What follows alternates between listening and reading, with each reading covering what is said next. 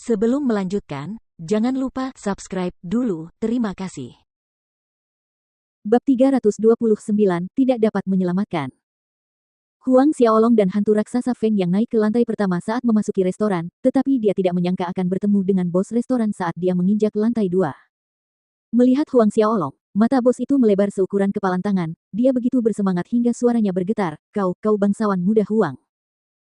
Meski sudah bertahun-tahun semenjak Huang Xiaolong meninggalkan kota kerajaan Luotong, dan masih lama pula sejak dia mengunjungi restoran lezat itu, sang bos masih mengenali Huang Xiaolong sekilas. Dia mungkin melupakan orang lain, tetapi tidak dengan Huang Xiaolong.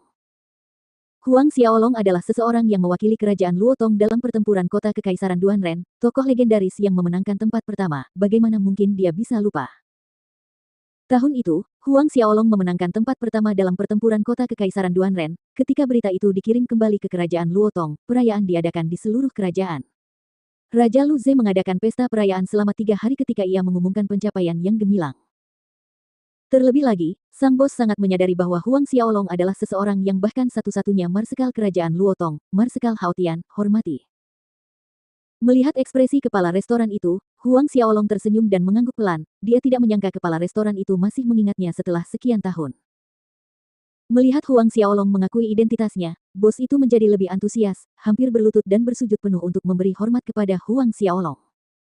Huang Xiaolong dengan mudah menghentikan tindakan bos itu, mengulurkan tangan kirinya, memberi isyarat kepadanya untuk berdiri sementara matanya menatapnya dan kemudian ke sekelilingnya dengan penuh arti. Melihat tindakan Huang Xiaolong, pemilik restoran itu langsung mengerti bahwa Huang Xiaolong tidak ingin orang lain mengetahui kehadirannya. Baru kemudian dia bergegas berdiri, tetapi meskipun begitu, sikapnya sangat hormat, sudut pinggangnya mungkin melebihi 90 derajat. Dia secara pribadi membawa Huang Xiaolong ke bagian terpencil dan menerima pesanan Huang Xiaolong. Pelanggan lain memperhatikan sikap ramah bos restoran di hadapan Huang Xiaolong, sebagian besar terkejut dan penasaran. Tak lama kemudian, sang bos minta maaf dengan hormat. Sambil menunggu hidangan tiba, keributan yang tiba-tiba di jalan menarik perhatian Huang Xiaolong. Huang Xiaolong melihat keluar melalui jendela restoran dan melihat orang-orang biasa bergerak dalam kelompok kecil dan besar menuju ke satu arah. Pada saat ini, pembicaraan di meja terdekat sampai ke telinganya. Cepat makanlah, setelah selesai makan kita akan bergegas ke alun-alun di seberang pintu istana untuk menonton pertunjukan yang bagus, kata seorang pelanggan. Hidup ini sungguh aneh, siapa sangka, sebagai seorang pangeran, Lukai akan berakhir begitu tragis. Komentar orang lain. Lukai. Huang Xiaolong tercengang mendengar nama Lukai disebutkan. Apa yang sedang terjadi? Tuan Muda Huang, hidangan Anda sudah sampai. Pada saat ini, pemilik restoran kembali dan membawakan hidangan untuk Huang Xiaolong. Saat dia meletakkan piring-piring itu satu persatu di meja Huang Xiaolong bertanya, tentang Lukai, apa maksudnya? Tindakan pemilik restoran itu terhenti sejenak, tidak tahu harus berkata apa. Banyak orang di kota kerajaan tahu bahwa Huang Xiaolong dan Pangeran Lukai dulunya adalah teman baik, jadi dia juga tahu. Bicaralah. Wajah Huang Xiaolong tenggelam, memancarkan momentum kuat yang menyelimuti seluruh restoran. Restoran yang berisik itu langsung menjadi sunyi senyap, para pelanggan di sekitar dipenuhi dengan kekhawatiran. Sementara itu, pemilik restoran itu begitu takut hingga dia berlutut. Huang, Tuan Muda Huang, dengan wajah pucat dan keringat dingin, dia menatap Huang Xiaolong dengan kagum. Melihat reaksi pemilik restoran, Huang Xiaolong memusatkan tekanan mengerikan yang dilepaskannya, sedikit menyesuaikan ekspresinya saat dia berkata, pertama, berdiri. Karena tidak berani menunda, pemilik restoran itu pun bergegas berdiri dan dengan penuh hormat menceritakan kejadian itu dari awal kepada Huang Xiaolong dengan suara gemetar. Semakin Huang Xiaolong mendengarkan, semakin muram ekspresi di wajahnya. Hingga akhirnya, pemilik restoran memperhatikan hidangan panas yang baru saja disajikannya beberapa saat lalu dengan uap yang masih mengepul kini tertutupi oleh lapisan es putih. Saat itu sedang puncak musim semi, dari mana datangnya es ini? Selesai menceritakan masalahnya, pemilik restoran itu merasa tenggorokannya kering dan gatal. Dia berdiri di sana, tidak berani bergerak. Dengan kata lain, adik laki-laki Lukai, Lu Jing, untuk merebut tahta kerajaan, bergabung dengan sekte yang menamakan diri mereka Sekte Dewa Angin, memuja pemimpin sekte sebagai guru, bekerja sama dalam konspirasi. Dengan mengendalikan Raja Lu Ze, mereka memaksanya untuk melepaskan status Pangeran Lukai dan melemparkannya ke dalam penjara. Mereka bahkan mengumumkan bahwa Lukai akan dibawa ke alun-alun di seberang pintu istana untuk dipenggal di depan umum. Berapa lama lagi sampai eksekusinya? Setelah hening sejenak, Huang Xiaolong menatap bos restoran itu. Pemilik restoran itu menatap langit di luar dan menjawab, sekitar 1 jam lagi. 1 jam. Huang Xiaolong berdiri, bersiap untuk pergi bersama hantu raksasa Feng Yang. Menebak apa yang ingin dilakukan Huang Xiaolong, pemilik restoran itu dengan berani melangkah maju. Tuan Muda Huang, aku tahu kau ingin menyelamatkan Pangeran Lu Kai, tetapi hanya dengan kalian berdua, mustahil untuk menghadapi puluhan ribu pengawal istana.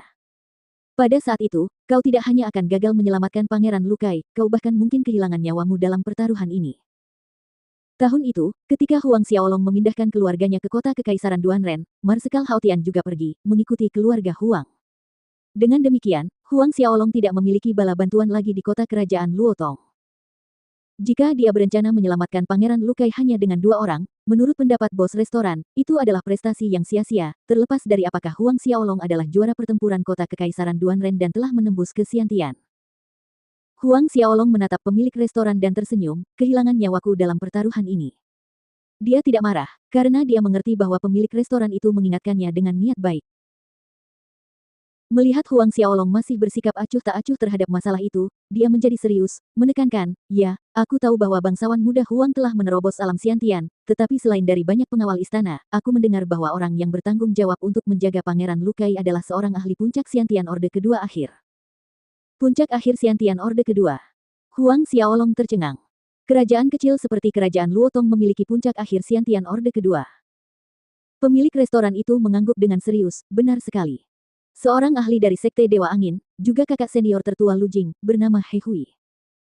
Jadi, seseorang dari Sekte Dewa Angin, Huang Xiaolong merenung, tapi dari mana Sekte Dewa Angin ini muncul? Bahkan bos restoran tidak tahu.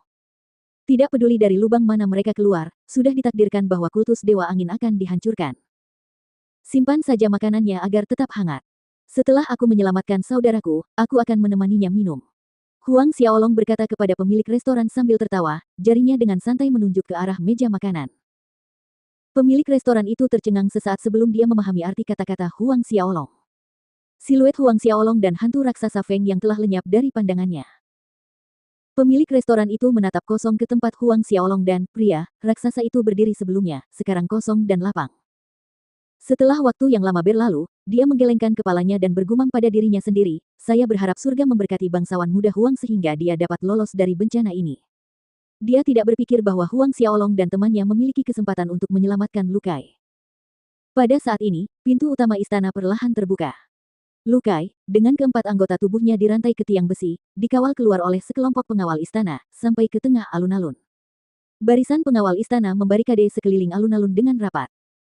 Rakyat jelata yang datang untuk menonton pertunjukan meriah itu memadati alun-alun yang agak jauh, sambil menunjuk-nunjuk dan menggelengkan kepala, sebagian karena iba, sebagian lagi merasa senang.